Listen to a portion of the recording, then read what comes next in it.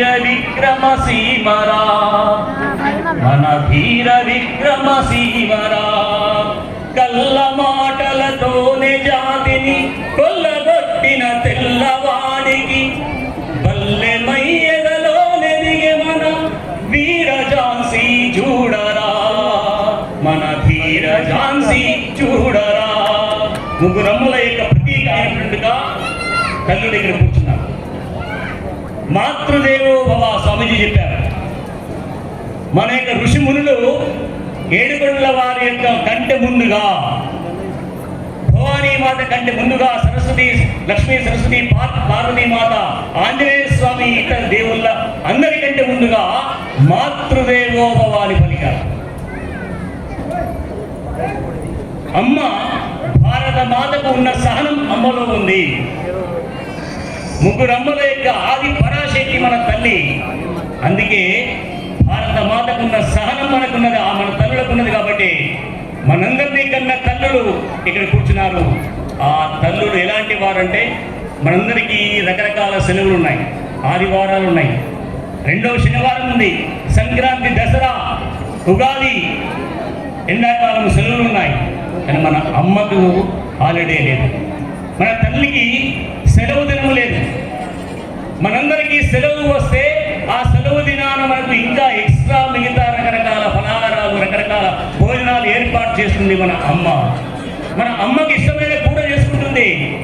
కానీ అమ్మ ఏనాడు కూడా తను అల్మారులో కానీ, కబోర్డ్లో కానీ, లేకపోతే ఫ్రిడ్జ్లో కానీ దాపెట్టుకోదు. తనకున్న ఇష్టమైనట్టుగా కూరని దాచిపెట్టుకోదు. అందరూ తిన్న తర్వాత, అందరూ ఆరగించిన తర్వాత మిగిలితే తింటుంది. లేకపోతే మనము తిన్నటువంటి ఆహారాన్ని, మనము తిన్నటువంటి ఆనందాన్ని మన మొహాల్లో చూసి సంతృప్తి పడుతున్నది, ఆనందము చెందుతున్నది. అలాంటి తల్లుల గట్ల మన మాతృభూమి, కర్మభూమి, తపోభూమి భారతదేశం. ఏనాడు కూడా ఉదయం అందరికంటే ముందు లేస్తుంది. అందరూ పడుకున్న తర్వాత నెల్లంతా ఊడిగం చేసి, శుభ్రం చేసి, పిల్లలు అక్కడిక్కడ పడేసిన పుస్తకాలన్నీ కూడా సర్ది పెట్టి, ఉదయం లేవగానే భర్తకు సపరీలు చేయడానికి, అల్పాహార భోజనం అన్ని కూడా సదుపాయాలు కల్పించడానికి అందరికంటే ముందు లేస్తుంది అమ్మ. తాను చివరి శ్వాస ఉన్నంత వరకు కూడా శ్రమిస్తూ తన యొక్క తల్లి వెడలో బిడ్డల్ని ఆ విధంగా సాగుతున్నది. ఛత్రపతి శివాజీ మహారాజ్, మహారాణా ప్రతాప్ సింహుడిని, విక్రమాదిత్యుని, శ్రీరామచంద్ర ప్రభువుని, అదే శ్రీకృష్ణ పరమాత్మ, లాలా లజపతి రాయ్, భగత్ సింగ్, సుభాష్ చంద్రబోస్, అదేవిధంగా స్వాతంత్ర వీర సావర్కర్లని కన్నటువంటి నా తల్లి గర్భాన జన్మించారు. నీ తల్లుల గర్భాన ఒక అఫ్జల్ ఖాన్, ఒక అక్బర్, ఒక షాజహాన్, ఒక ఔరంగజేబు, ఒక దుర్మార్గుడు, రాక్షస మూకలుని నీ తల్లుల గర్భాన జన్మించారు. నా తల్లి గర్భానికి, నీ తల్లి గర్భానికి ఉన్న తేడా ఇది అని నా మాతృభూమి తెలియజేస్తుంది, నా వేదభూమి తెలియజేస్తుంది. ఈనాడు ప్రపంచ దేశాల నిన్న మొన్న పుట్టిన 400, 4000, 3000 సంవత్సరాల క్రితము ఈ 200 దేశాలు జన్మిస్తే, ఇతర మతాలు జన్మిస్తే, వాళ్ళు పరివర్తన బతుకుతూ ఆడామగ తేడా తెలియకుండా కట్టుకున్న భార్య ఎవరో, కన్న కూతురు ఎవరో, కన్న తల్లి ఎవరో, అమ్మమ్మ ఎవరో, నాన్నమ్మ ఎవరో, నాయన ఎవరో, మామ ఎవరో తెలియని, వాళ్ళ వరుసలు లేని జాతులకు ఇదిరా అని వాళ్ళ వరుసలని చెప్పి ఈ విధంగా బట్టలు కట్టుకోవాలిరా. సంస్కారవంతముగా వారసత్వ సంపదని, మన యొక్క మా శ్రీరామచంద్ర ప్రభు, శ్రీకృష్ణుడి యొక్క వారసత్వాన్ని, ఈ ప్రపంచానికి మానవ జీవన గమనాన్ని తెలిపిన జాతి మనది, హిందూ ధర్మం మనది. ఈ యొక్క యుగ యుగాల మహాప్రయాణంలో సాగడానికి, మానవ జన్మ ఈ జీవితం గడపడానికి మార్గదర్శనం చేసింది. కాబట్టి మన భారతదేశానికి జగద్గురు అనేటువంటి పేరు వచ్చింది.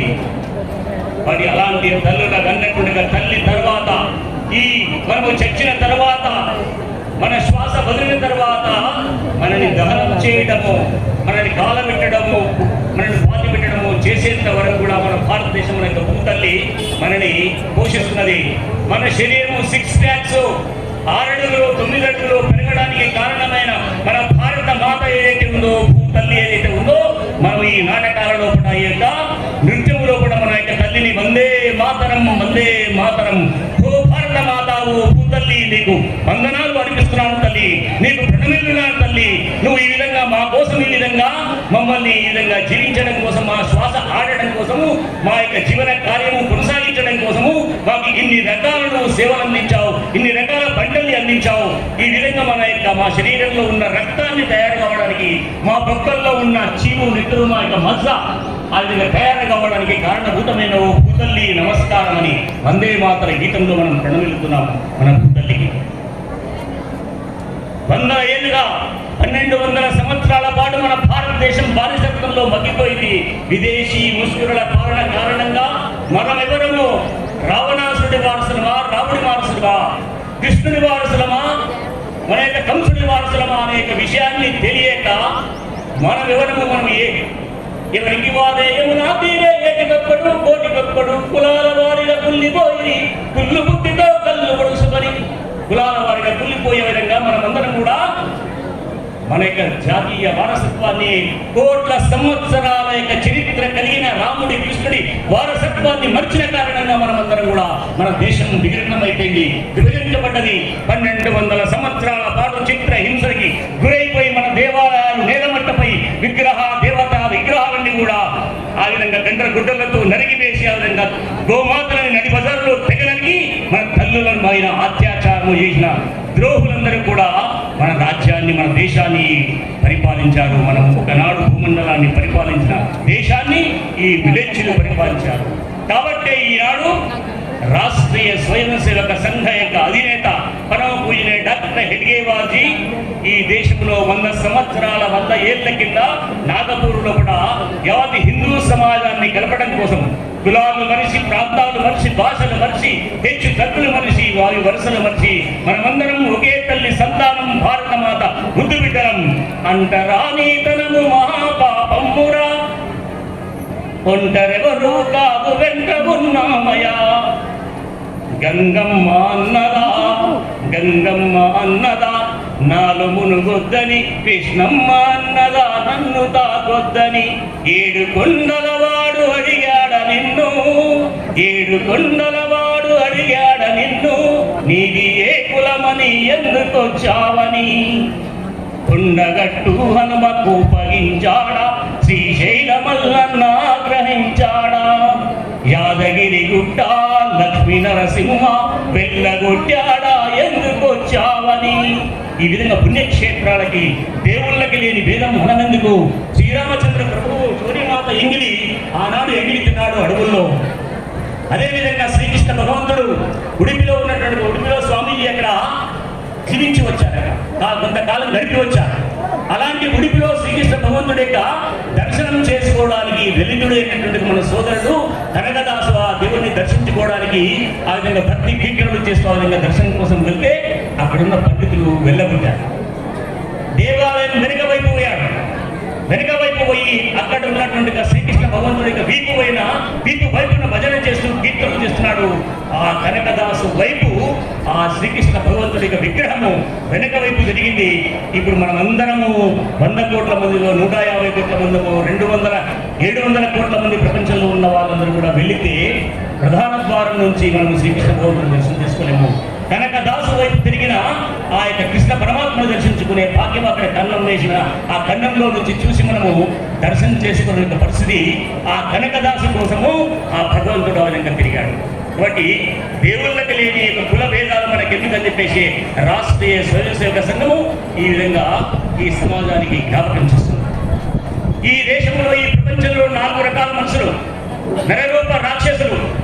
మన తల్లుల సింధూరాన్ని తుడివేసిన పహల్గాములో 23 మంది తల్లుల యొక్క సింధూరాన్ని తుడిపివేసినటువంటి దేశద్రోహులు, నేర్చులు, రాక్షస మొక్కలు ఎవరైతే ఉన్నారో ఇవాళ ప్రపంచమంతా కూడా ఆ విధంగా అశాంతికి గురి చేసే విధంగా ఒకరికి ఊరికి ఆ విధంగా పుట్టి చెప్పుకుంటూ రంగు పడితే బురద మీద రంగు పడితే ఉత్తరప్రదేశ్ లోపల రంగుల పండుగ నాడు ఒక బురద మీద, ఒక తల్లి మీద బురద మీద రంగు పడితే ఆ తల్లి తెలియక రంగు వేస్తే ఒక 100 మంది వచ్చి అక్కడ ఉన్నట్టుగా వాళ్ళ మామని కొట్టి నరికి చంపారు అక్కడ.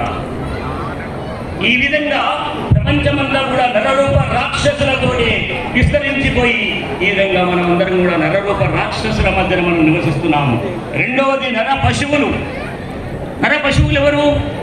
చిన్నప్పుడు బాల్యంలో మనము స్కూల్లో, పాఠశాలలో చదువుతుంటే నువ్వు పశువు వారా, జ్ఞానం లేదారా, ఇంకా మానవారా అని మనను ఉపాధ్యాయులు గురువులు మనకి సంబోధించారు, హెచ్చరిక చేశారు. అలాంటి పశు మనస్తత్వం కలిగిన నాయకులు కానీ ప్రజలు కానీ వాళ్ళ మధ్యన మనం నిలుస్తున్నాం.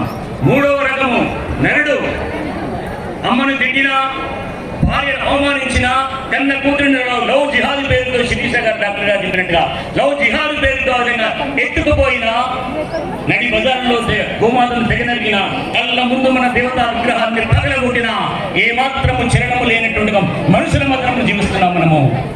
ఈనాడు అలాంటి మనుషుల విధంగా వాళ్ళ విధంగా ఎంతో మంది మనం అందరూ ఉన్నాం. కానీ రాష్ట్రీయ స్వయం సేవక సంఘము కోట్ల సంవత్సరాల చరిత్ర కలిగిన ఈ వారసత్వాన్ని రాబోయే సమాజాన్ని చైతన్యవంతముగా ఉంచడం కోసమే ఉత్సాహంతో పౌరుష పరాక్రమాలతో చీము నెత్తురు రగులుతో ఆ విధంగా ఈ జాతిని నడిపించడం కోసం గత 100 సంవత్సరాలుగా ఒక నరోత్తముల నిర్మాణం జరుగుతున్నది. నరసే నారాయణ మన్నా హై, నారీసే నారాయణి మన్నా హై. ఇదే రాష్ట్రీయ స్వయం సేవక సంఘము. వేదాలు, ఉపనిషత్తులు, స్వామీజులు, సాధు సంతులు చెప్పిన మాటనే రాష్ట్రీయ స్వయం సేవక సంఘము. ఈ సమాజంలో కూడా ఒక నరోత్తములకు నిర్మాణం చేయడం కోసమే పరిశ్రమిస్తున్నది. దానికోసమే మనందరం కూడా హెచ్చు తగ్గులు మర్చి, మన కులాలు మర్చి ఇక్కడ మనని సమావేశపరిచింది. ఒకటి ఇవాళ మనము తల్లి గడిలో మన యొక్క భారతదేశం ప్రపంచంలో కూడా 3 కేంద్రాల ఆధారంగా 100 ఏళ్లుగా 1200 సంవత్సరాలుగా మన భారతదేశం బానిసత్వంలో ఉన్నది. మనం 3 విషయాలు మర్చిన కారణంగా అమ్మ బడి, చదువుల బడి, దేవుడి గుడి, ఈ 3 కేంద్రాల ఆధారంగా కోట్ల సంవత్సరాల చరిత్ర మన స్వామీజీల ద్వారా, మన యొక్క యోగుల ద్వారా, మన ఋషి ముని పుంగవాల ద్వారా ఈ సమాజానికి మార్గదర్శనం చేసింది. కాబట్టి ఆ యొక్క కుటుంబాల విధంగా స్వామీజీల యొక్క మార్గదర్శనంలో కూడా నడవకుండా, పెద్దలు చెప్పిన విషయాలు వినకుండా మన కుటుంబాలు వెనుక